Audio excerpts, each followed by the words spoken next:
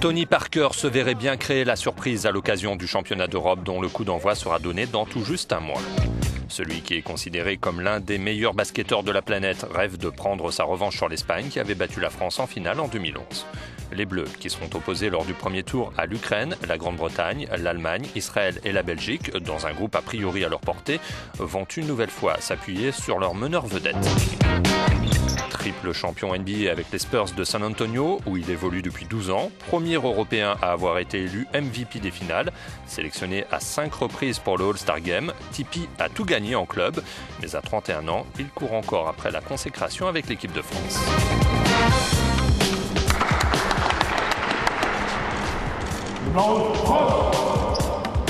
Ce qu'il attend de l'Euro, les adversaires qu'il redoute, sa carrière en NBA, Tony Parker évoque tous ces sujets lors d'un entretien accordé à Euronews.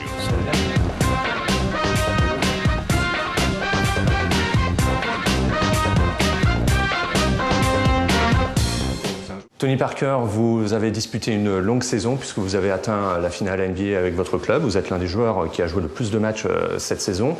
Comment vous vous sentez au début de cette préparation pour le championnat d'Europe qui aura lieu le mois prochain en Slovénie? Ça va, je me sens bien. Le coach m'a préparé un petit programme ménager pour pas que je me fatigue trop dès le début de la prépa. Le plus important, c'est d'être en forme le 4 septembre pour le premier match. Donc je vais y aller tout doucement.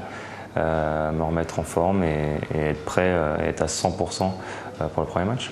La première phase de poule est plutôt abordable, vous avez eu un bon tirage au sort. C'est vrai que c'est différent par rapport à il y a 2 ans. Il y a 2 ans, notre groupe était très très fort au début. Là, on a un groupe un peu plus abordable, mais bon, on sait très bien que sur un championnat d'Europe, sur une compète, toutes les équipes sont dangereuses. Il y a 2 ans, l'équipe de France a perdu en finale de l'Euro contre l'Espagne. Cette année, l'objectif, c'est la médaille d'or et uniquement la médaille d'or.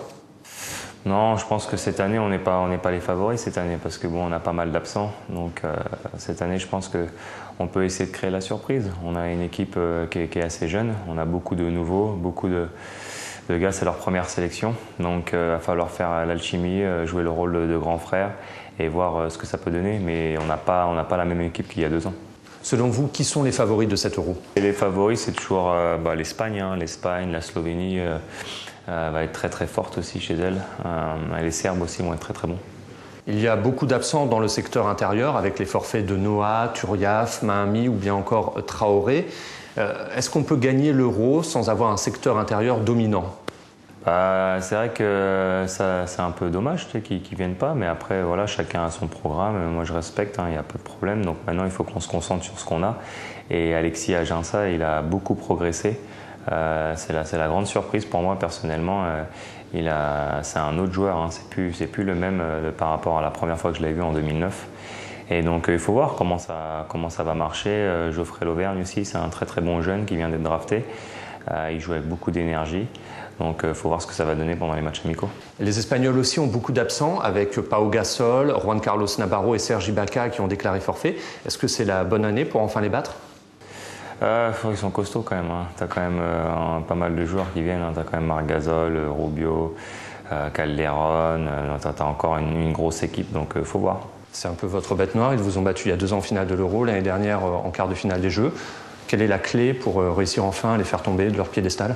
Je pense que nous, il faut qu'on continue à progresser. C'est vrai qu'on n'est pas loin. Chaque année, j'ai l'impression qu'on progresse, qu'on devient une meilleure équipe. Donc j'espère que cette année, ça sera la bonne.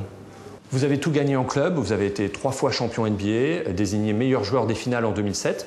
Qu'est-ce qu'il vous manque aujourd'hui? Un titre majeur en équipe de France? Ouais, c'est clair. C'est clair que quand on a eu notre médaille de bronze en 2005, c'était la première fois qu'il y a eu une médaille depuis 50 ans. En 2011, on fait le meilleur résultat d'une équipe de France en allant jusqu'en finale. Donc maintenant, il reste la dernière étape, qui est toujours la dernière marche. C'est toujours la plus dure.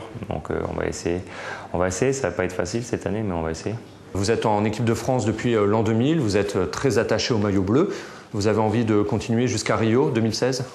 Ouais, jusqu'à 2016, je vais jouer. Moi, je prends toujours autant de plaisir de jouer avec l'équipe de France.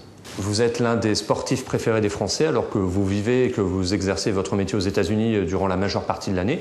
Comment vous expliquez cette incroyable popularité? J'y suis tous les étés déjà. Je suis là 3 mois quand même par an.